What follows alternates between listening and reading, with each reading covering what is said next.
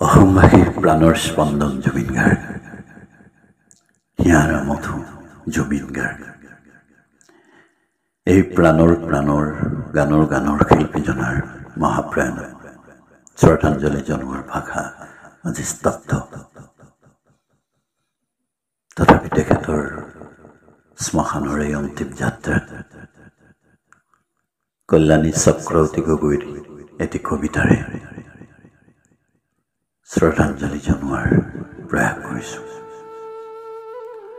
কবিতাৰ শিৰোনাম তুমি আছিলা, সুৰ আছিল। আলিংগনত জীৱনক ভাল পোৱা সাগৰ এটা নক্ষত্ৰ হৈ পৰিল উজ্জ্বলতম। জীৱন মানেইতো সাঁথৰ, ভাল লগা সময়ৰ পাণ্ডুলিপিবদ্ধ কৃষ্ণ পক্ষৰ ৰাতিৰ বাঁহী। তুমি আছিলা, সুৰ আছিল।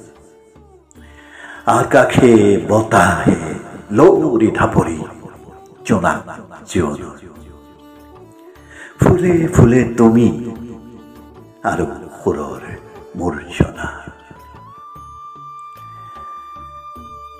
আজি প্ৰথমটো পোৱা তুমি বিহীন চৰাই কাকলি, সূৰ্যোদয়ত জীৱনৰ জিজ্ঞাসা ব্যক্তি। উশাহত পথ অৱৰুদ্ধ, কি যে দুৰ্বিপাকত সুৰৰ অনাগত দিনবোৰ।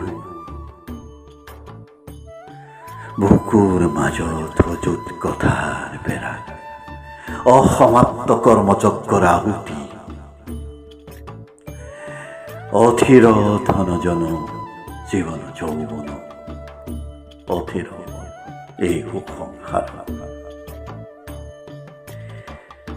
বীৰ বাট নোপোৱা মানুহৰ চকু পানীত তোমাৰ নীৰৱতা, তোমাৰ অনন্ত